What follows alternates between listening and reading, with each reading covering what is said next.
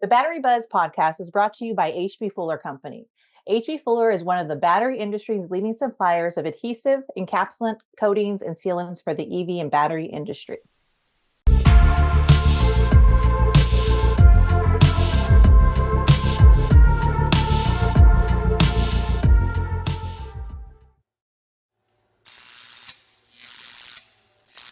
Hello and welcome to Battery Buzz, the show for battery professionals by battery professionals, keeping you connected to what's new with batteries and the people who help build them.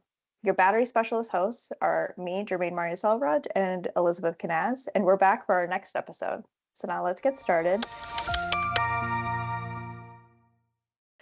Just want to say thank you for everyone for joining us this week. We are excited to welcome our special guest, Jake Hawksworth from Hypercraft. So we're looking forward to our discussion with Jake and learning more about him and Hypercraft in general and their capabilities. So Jake, thank you so much for joining.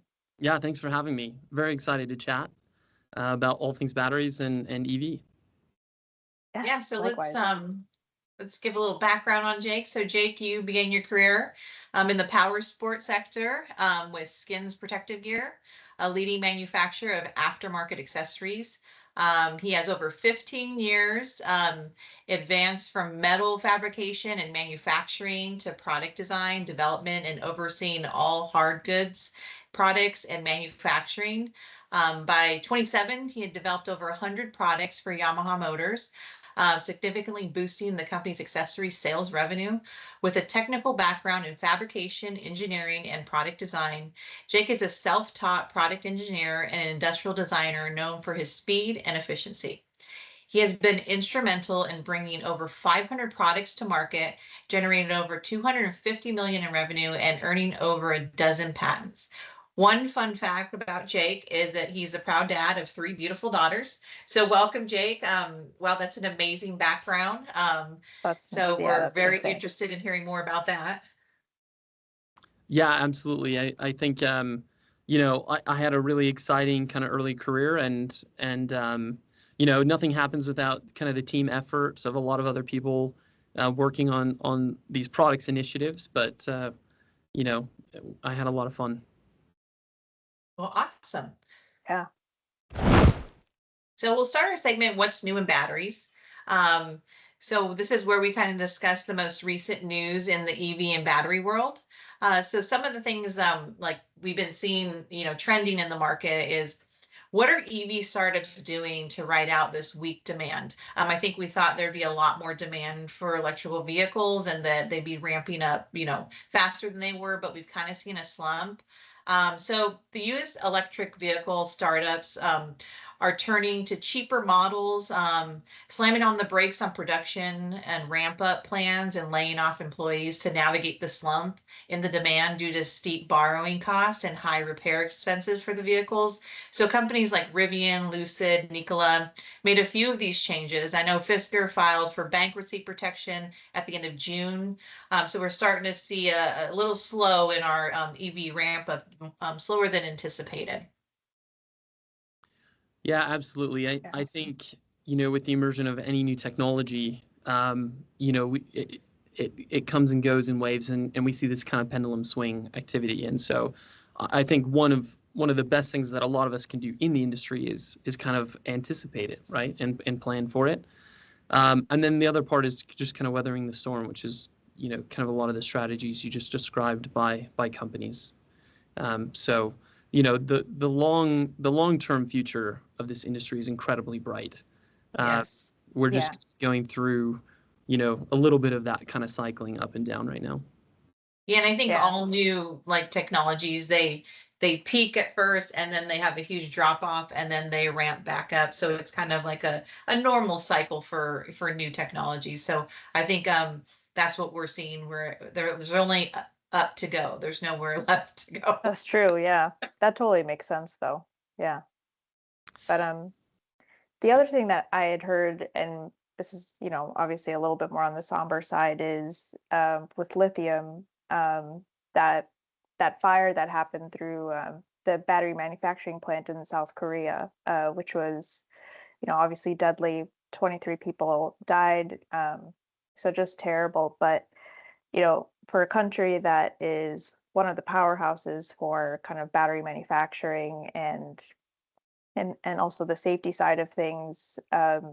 It's clear that there's a lot of investigation going on as to kind of what went wrong, which is critical, I think, right? Because this is kind of new, kind of what we're talking about, right? With just this market being so new, that in and of itself kind of has some downsides for sure. The safety side of things and how to handle, factories and the big scale up that we're trying to do comes with a lot of risk, and we clearly saw that.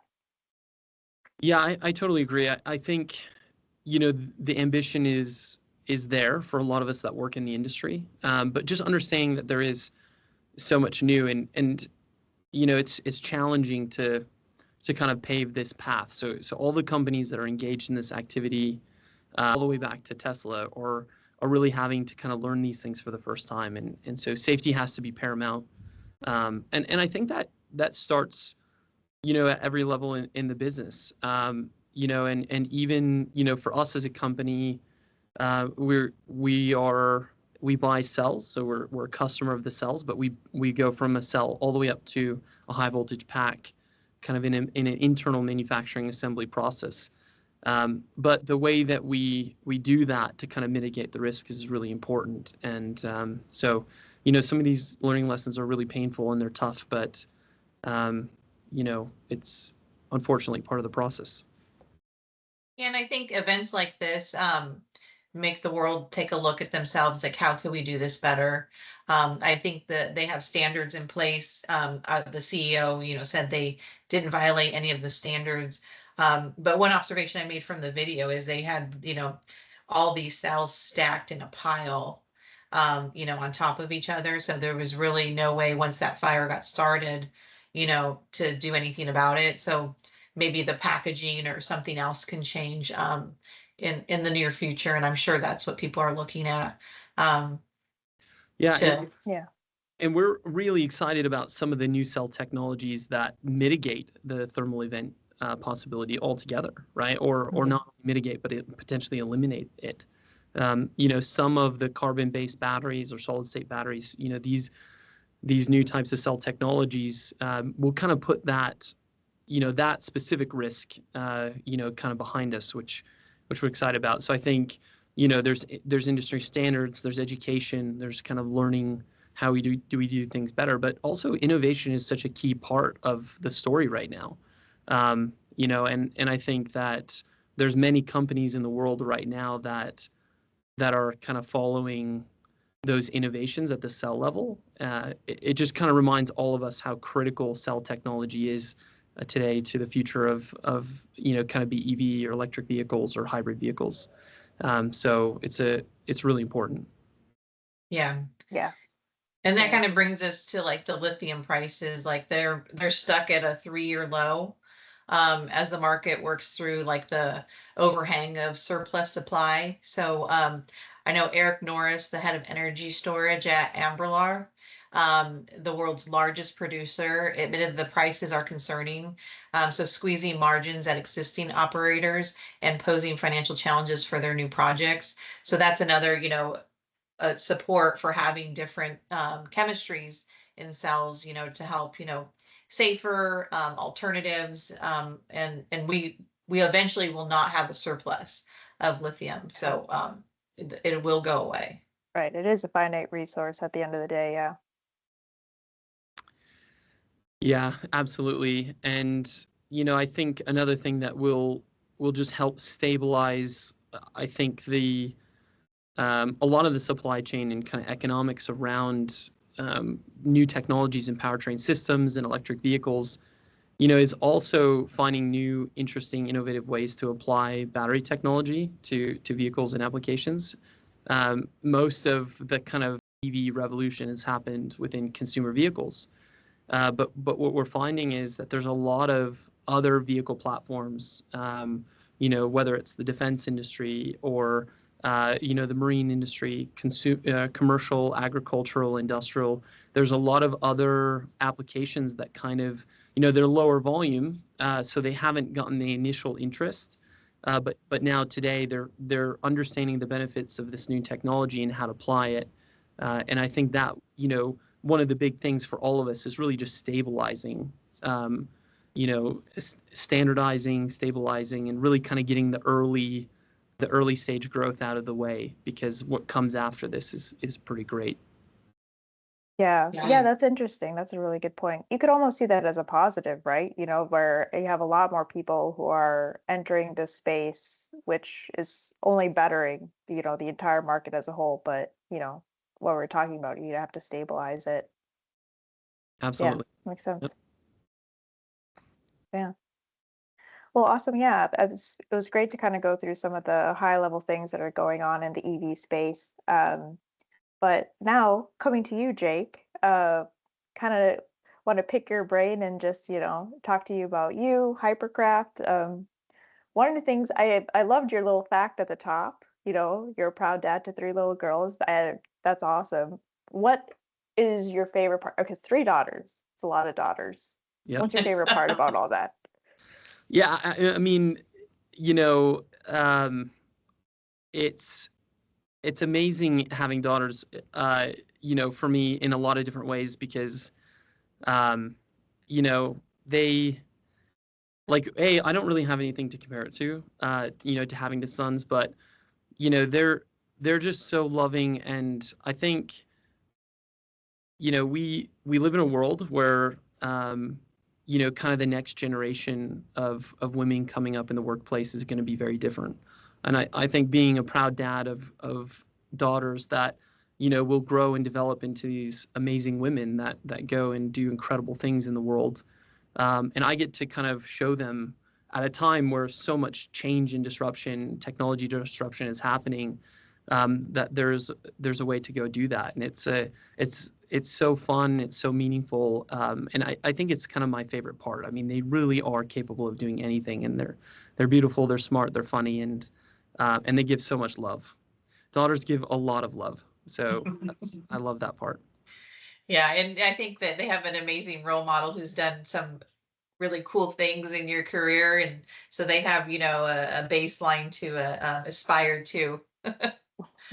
Are they interested in kind of what specifically you do? No, they're all pretty young still, so they're not quite to that part in their life. But you can already start to see where, they're kind of leaning into things like creativity and curiosity. My middle daughter, she's actually 2 years old, but the way she kind of studies things and takes things apart, at 2, it kind of gives you that, that question like, oh, is she a future engineer? Or, what is she going to be interested in? And it's exciting to see that development. But they're going to one-up you on all your patents. You know what I mean? I hope so. Yeah. Hope so.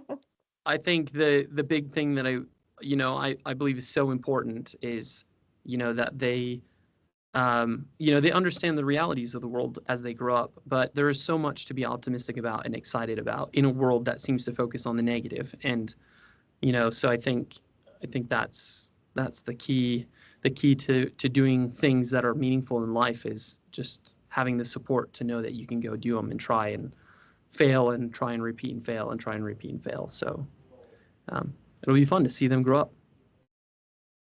Yeah, well, that's exciting. Well, just leading into that, then I guess, like, for you, how did the concept of high come up? Where did this idea come from, and how did you get, from that idea to fruition? Yeah, I developed, and worked on a lot of different kind of, specialized vehicles, right? Like a lot of power sports type vehicles, snowmobiles, and UTVs, and even suspension systems for trophy trucks and things like that. So I just kind of noticed that, there's the Teslas and the Rivians of the world and all the major OEMs that are starting to do a lot in electrification.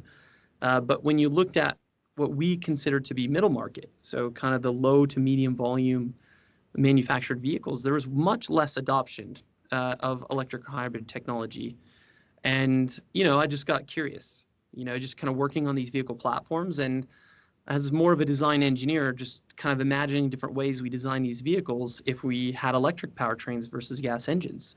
And, that was an exciting challenge. You very few times in your career you get to, you're presented with an opportunity of a blank slate and to do something really disruptive and innovative.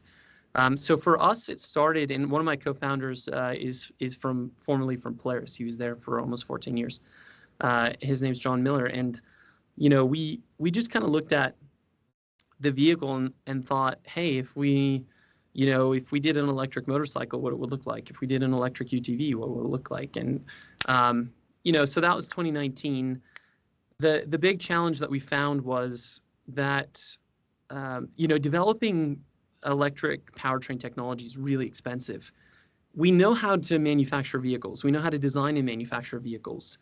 But the emerging technology was really in the powertrain technology and software and controls and, the connected vehicle platform and all these new ideas.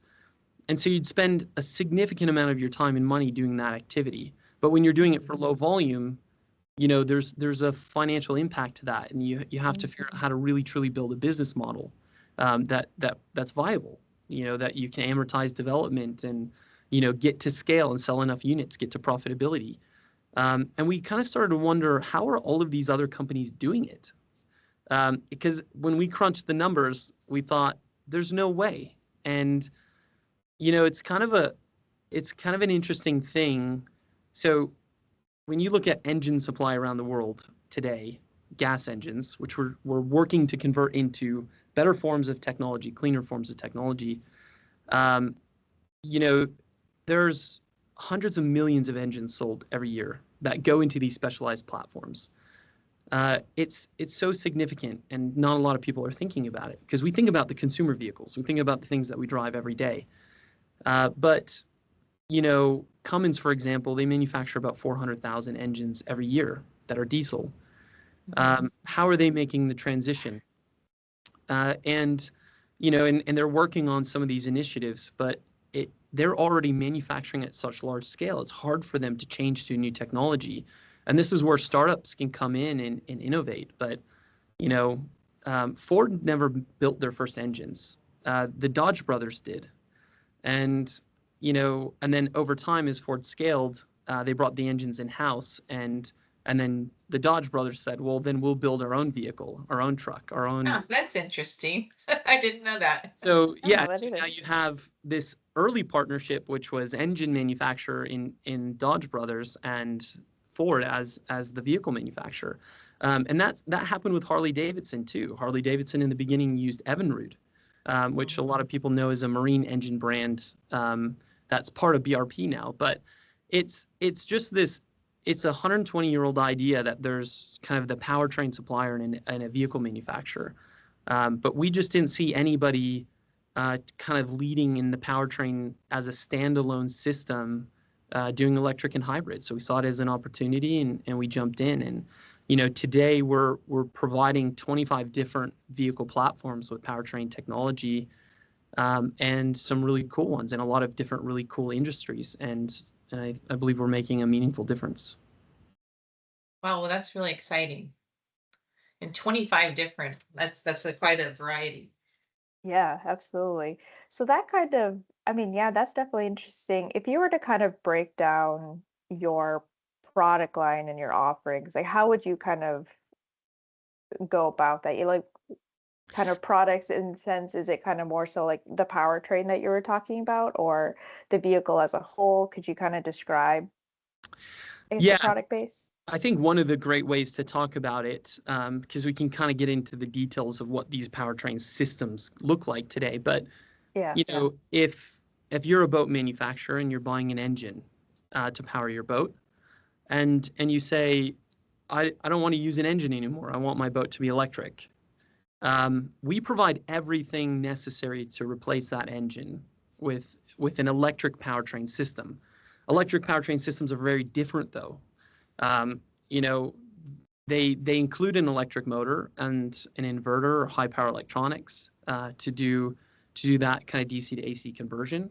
But they also include a lot of other things that you have to solve. DC to DC step down for high voltage to low voltage, the charging system, level 2 and level 3 charging, a pretty complex thermal management system, the batteries. So we call the ESS, the energy storage system. And then you have software and controls and a control architecture that ties everything together. And so what's involved in taking an engine out of not to convert it, but to manufacture a new vehicle that's electric powered instead of a gas engine powered, it's not a simple activity at all. And it involves all of these very kind of integrated subsystems that have to be tied together. The problem with that is that, a lot of the companies that might supply these different components, without standards, they all talk and communicate in different ways. So we as a company have had to develop a lot of our own products to kind of not only fill in the gaps, but create a very well integrated powertrain system as a complete product for our customers. And so one of the key areas that we focused on was batteries. And the reason we focused on batteries is because, up until we started in kind of 2021, there were some other companies doing smaller battery packs or more somewhat modular packs, but there was nothing really user-friendly, plug-and-play, safe, easy to integrate batteries that the customers we were providing for could access. And so the challenge is high voltage battery development, a proper one, can take years, right? 2 to 3 years of development and millions of dollars. So you can't do that for every different vehicle. So we developed what we call the Hyperpack, but it's a truly modular battery pack system, and it's got tons of advantages for the low volume specialized vehicle manufacturers in the world because it's super flexible and easy to use. It can be installed in different parts of the vehicle, so it can be kind of distributed throughout the vehicle for vehicle dynamics and ease of integration. And for us, it's very standard. We can kind of scale it profitably. So the battery pack is a really critical core component, but we also do all of our own control electronics and software. We do a lot of our own high power electronics development for high power distribution. And then we partner with electric motor manufacturers to kind of bring that component into the system, and then we do the entire integration and tuning and calibration of it. So how does I guess the space compared to, that it occupies compared to a normal, gas engine, you have to work within those confines as well? Is it less space? I'd imagine it's much smaller footprint. Yeah, or... it really kind of depends. And, we've seen applications where we can use the space claim of an engine because the kind of power and range target for the customer was, allowed us to do that. And sometimes, that's not quite possible, which is why, the big challenge with space claim is really around the batteries, the battery pack system. And because right now it's the heaviest component, it's also the largest space claim total in the vehicle. But what we found is, with a modular pack system that is kind of primarily, we have 3 different sizes, but our kind of flagship is a 10 kilowatt hour capacity pack. The customer can really size the pack system for the specific needs. Not every customer needs 300 to 500 miles of range. We have some customers where their use case is very specialized, and so they need, they can use much smaller packs, and that lowers cost and it lowers the complexity and the weight and the space needed. And it kind of makes it customizable too. I mean, without having too many different parts, you can kind of pick like, this is what I need, and it's like an off-the-shelf solution. Yeah. Absolutely. And then we've found other significant benefits to kind of the modular pack system, which is kind of ruggedizing them, the durability of them. When you have a much smaller pack, you can create a much more efficient, higher energy dense pack system that's much more robust and is also safer. Because if you have an incident or an issue with one pack, it's really isolated down to that specific capacity because it's in its own enclosure, and it's 10 kilowatt hours, as opposed to sometimes our systems go up to, 2, 3, or 400 kilowatt hours of total capacity, right? So if all of that was in one enclosure, and you had a problem, it would be very expensive to service. It would be very dangerous to service. And depending on the failure type, it could be very detrimental to the vehicle itself. Yeah, especially if you're on a boat out in the water, or, if you're, on an off-road vehicle in the middle of the woods by yourself. So those are Yeah. things you have to think about. Absolutely. Yep. Yeah.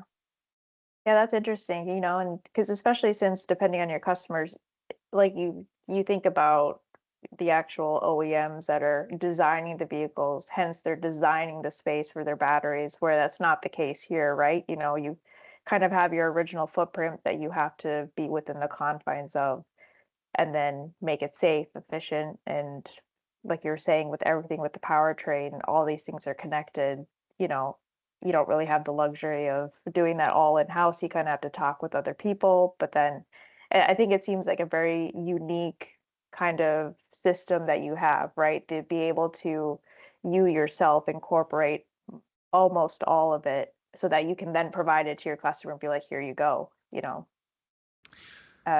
and that conversion is easy. absolutely. I mean, our number one goal relative to our customers is to provide, something that, is not only safe, but is really easy for them to integrate. I mean, the reality is, over time, a lot of people will be educated on, how these systems work, right? But that takes time, and these systems are really complex. And so instead of kind of repeating that over and over, we can create a great product that's fully integrated. As an example, a boat manufacturer can focus on the boat itself, the manufacturing of the boat, the design of the boat, and do what they do really well, and rely on a great partner to provide something that's easy, simple to use, and very safe. And our goal is to help them enter the market with a great product themselves, and be profitable and successful. Yeah. And I And I think this think is it's just, unique for the turnkey solution, that's what you're yeah, providing, which I think is very valuable right now, to enable the electrification of these, medium ground vehicles. yeah, that's exactly what I was going to say, is just, Great minds think alike. I know, of course, yeah. But no, I think this is kind of what helps push electrification. And I mean, mainstream's not even really the word for it. I don't know, because it already kind of is in a weird way, but kind of actually push it over the envelope and kind of make it more standardized and stabilized is kind of these, I think, converting these like the middle ground.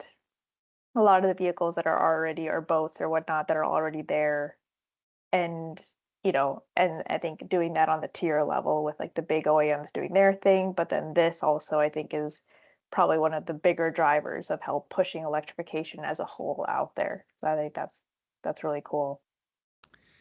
Yeah, I think it's just really how the entire kind of transportation mobility industry can work together, because the improvements to infrastructure, the improvements to technology, kind of like we talked about, stabilizing this industry. If cell manufacturing, or the demand for cell manufacturing, or a lot of the products that go into battery packs, is heavily affected because there's one primary industry that relies on it, it's going to be really unstable. But if we kind of bring in all of these other like-minded industries in mobility, it's a benefit to the consumer. It can help lower costs. It can help increase adoption. It can help build things like infrastructure.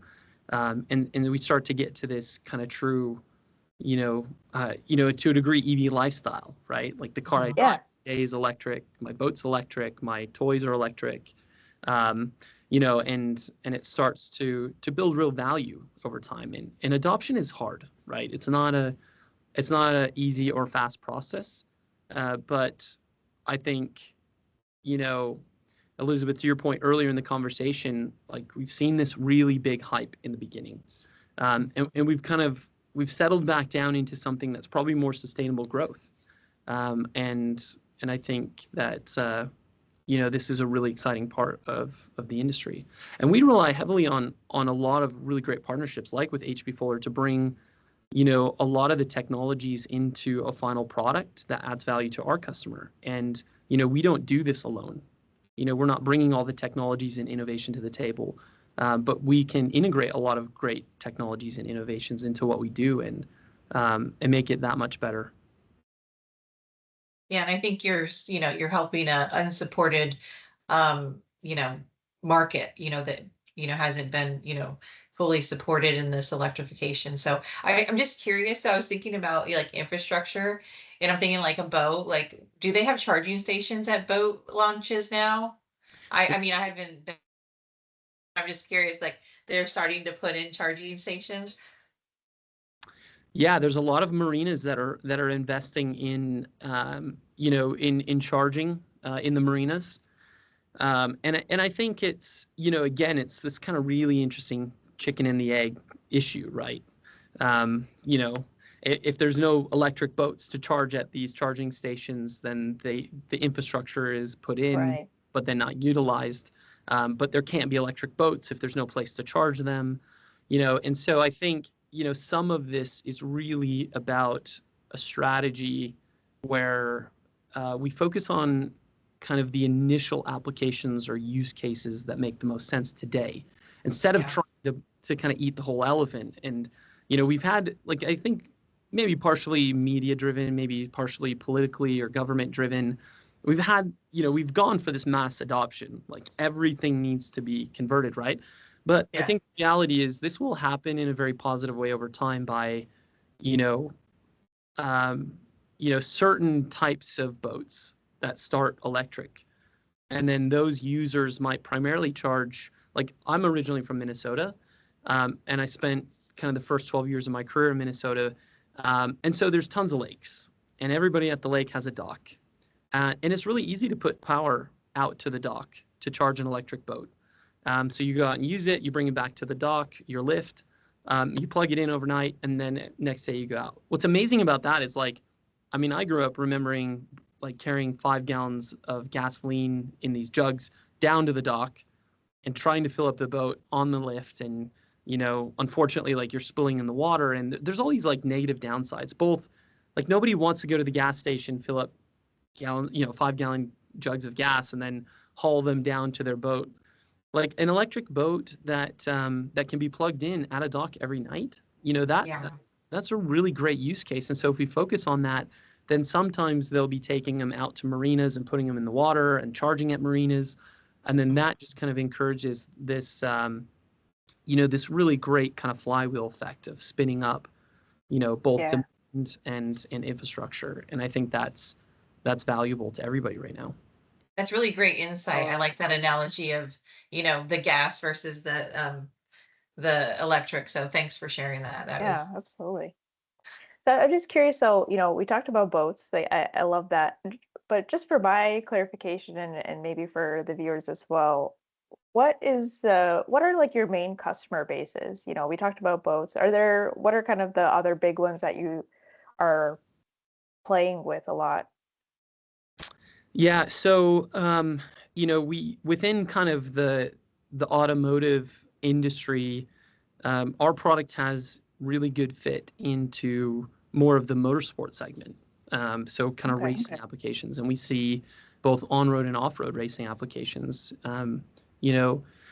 So these are specialized vehicle builders, that build bespoke kind of race vehicles, and what I love about motorsports or the performance automotive is that they're technology agnostic, right? They don't really care if you put bananas in the car to power the car and it gave them a win, or they were the fastest one out there, they would do it, right?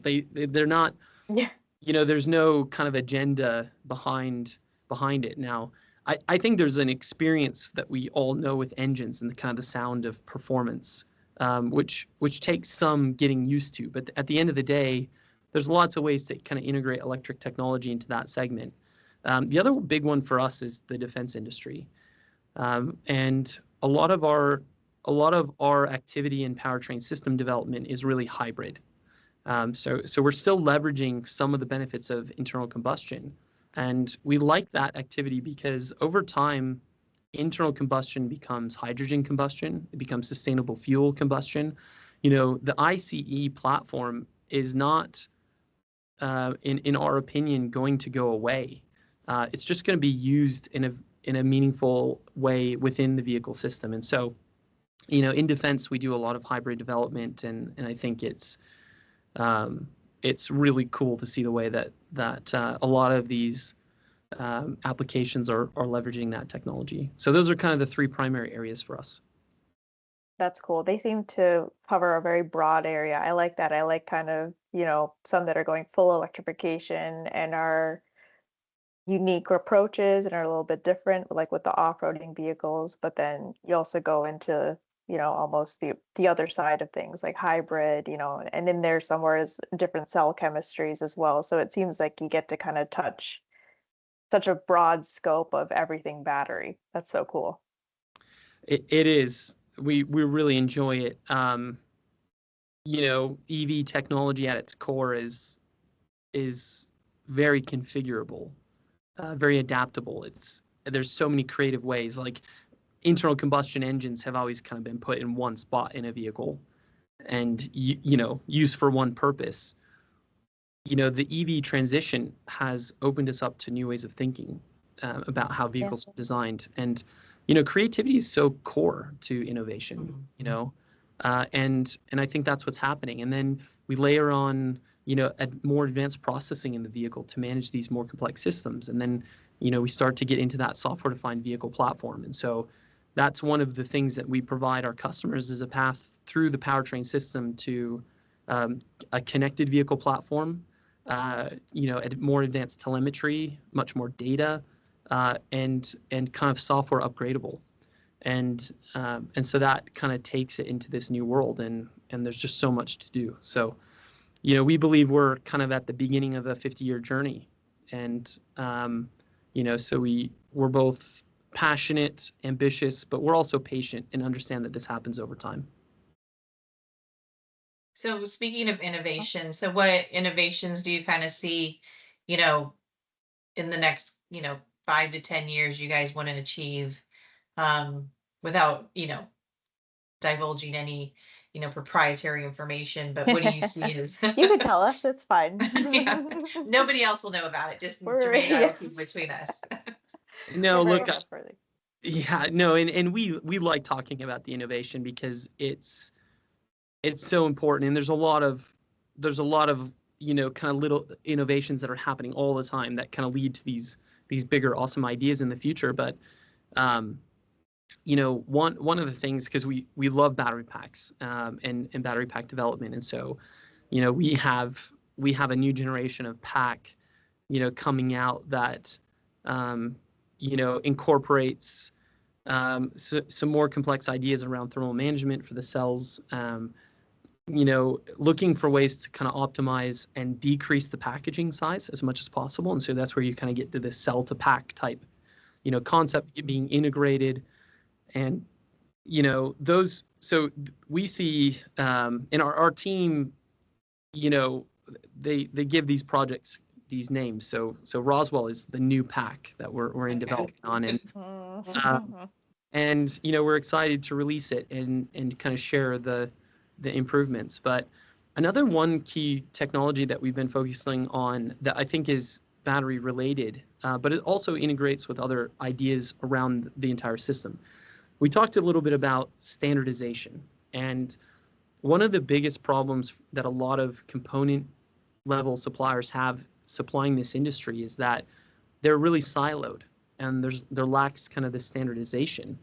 And we've developed a product we call Hyperlink that we're releasing this year. And what it'll allow is a lot of other, BMS, so battery management systems, and a lot of other pack manufacturers to develop on a standardized protocol and connect into a system like Hypercraft's.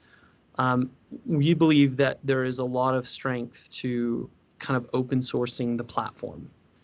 Right? And so, because, this isn't the strength of this industry isn't built on one hypercraft. It's built on dozens or hundreds of hypercrafts, in the United States or around the world doing this activity. So we're always trying to find new, unique ways to make these systems more accessible to the end user, and easier to work with. And so Hyperlink is a really critical innovation for us right now. Yeah, I like that name, Hyperlink, too. You're enabling, other people that want to electrify, to put in their special touches in there to get to electrification. So I think that's a great thing you guys are doing. Yeah, absolutely. That's a great perspective to have. Yeah. Yeah, I think it's really important. We need more developers. We need more innovators, right?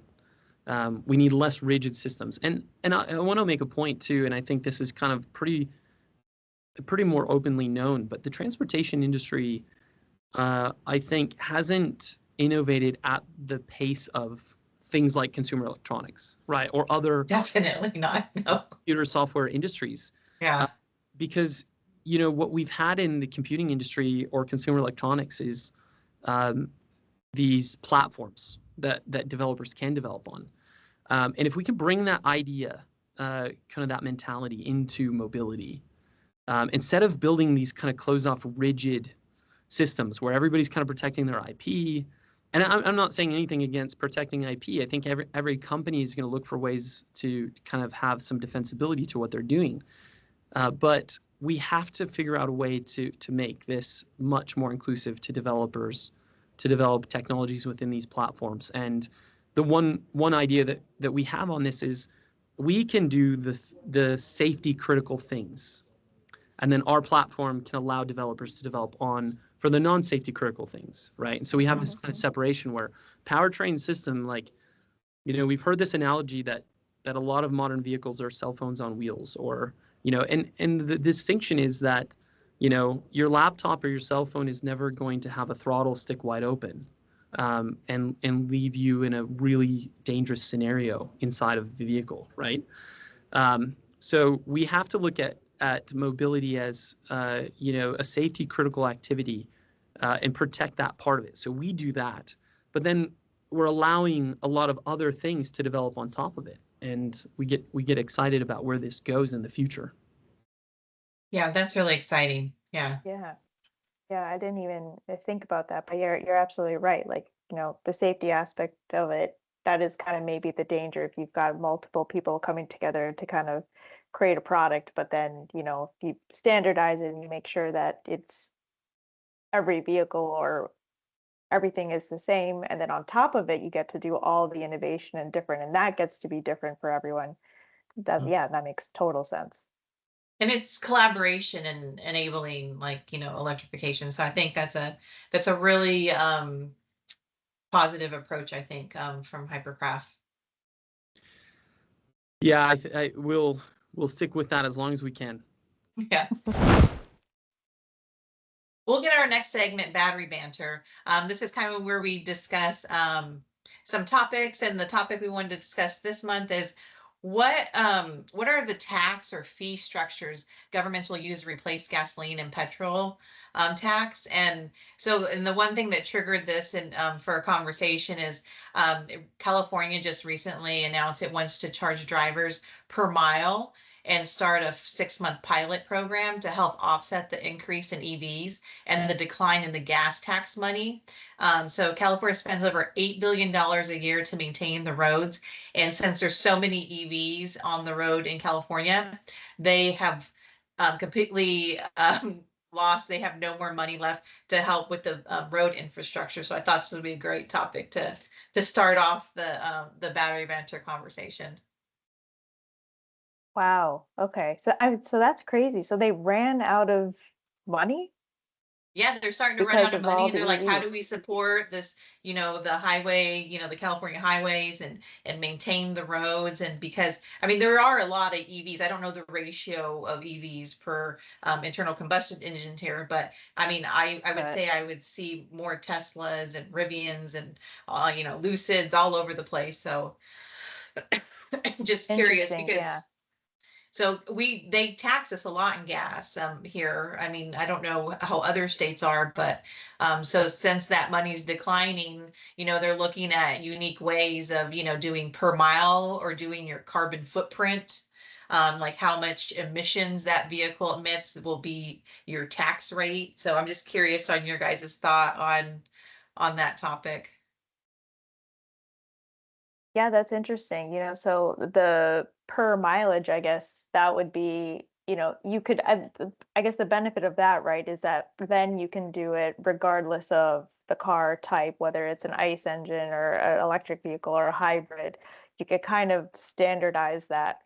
But then also, there are downsides for that for sure, right? Depending on, how much people drive for whatever reason. So yeah, that's interesting. But I guess you could also do, I mean, registration fees I know for EVs are a lot higher, probably for that reason, right? To kind of to I guess lessen that gap. Yeah, that's a good point. Or they can increase it for charging stations. They can tax them for charging. I don't know. That might be another option. Yeah, I know it's a challenging one because electric energy is used for so many other things, right? Mhm.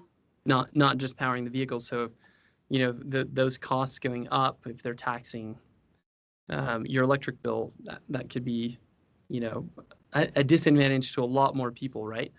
Than focusing on kind of how we move and go to and from work or wherever we're going. I think it's interesting how these types of things will create changes in where people live, right? And those kind of considerations. Because if you're taxing by the mile, then people are going to start locating closer to work. As an example, so that they reduce how much they drive. And so the thing, like I know I don't have a good sense, or I'm sure just like you guys can brainstorm on some different options. But I think the one thing that states like California or even federal government, they need to consider is, the decisions that they make will have these, um, sometimes unintended consequences down the road, right? And probably losing out on some of the gas tax money is an unintended consequence of their push to transition to electrification, right? Which is it's a good push, but they, now they're having to think of how they solve it. So it'd be And I interesting to see think what they come up with. I think like so in my mind, like I noticed that like a lot of, lower income people, the barrier to a vehicle has become less because you can get an e-bike that can get you to and from work that costs, $1,000 and it's there. So I mean, and so the masses, if you're gonna just tax people, it doesn't maybe the value of having you know, um, these benefits, will become more detriments than the good that it was doing that I see, kind of for a barrier to entry for, lower income people. Yeah, Yeah. I can see the same thing. I think especially in the United States, and we, as a company, we're doing activities outside the United States, and it's very different in other countries, in other parts of the world. But the one thing about the United States is it's a very large landmass, and mobility is really important to us in a way that it's not the same in other parts of the world. We travel, you know, much more distances daily, and we like to take road trips, and we like that kind of freedom of movement. So um, how do they balance out and kind of not, affect that in a negative way, but still kind of make the transition on energy? Yeah. And I know one of the things that kind of to kind of overcome this with the taxes, but then also help just drive that shift towards lesser of the fuel vehicles on the road is like almost like carbon taxes, right? Where now they would actually be based on the emissions of the vehicle, whatever that is. And so in some way adopting cleaner technologies would go would be accelerated in a way because it's another um, I guess another advantage to switch to something that's cleaner if that were to be if that were to be rolled out. plus the incentives, or I don't know if those would be kind of pulled back a little bit, but I know I read something about that as well. So it'll be interesting to see what they come up with. That is for sure. And hopefully it's a positive impact, for the masses, and it'll, balance itself out, eventually. So I think it's just an interesting topic, and I guess, we'll see where it all goes in the end. It'll work out. Yeah. Yeah, exactly.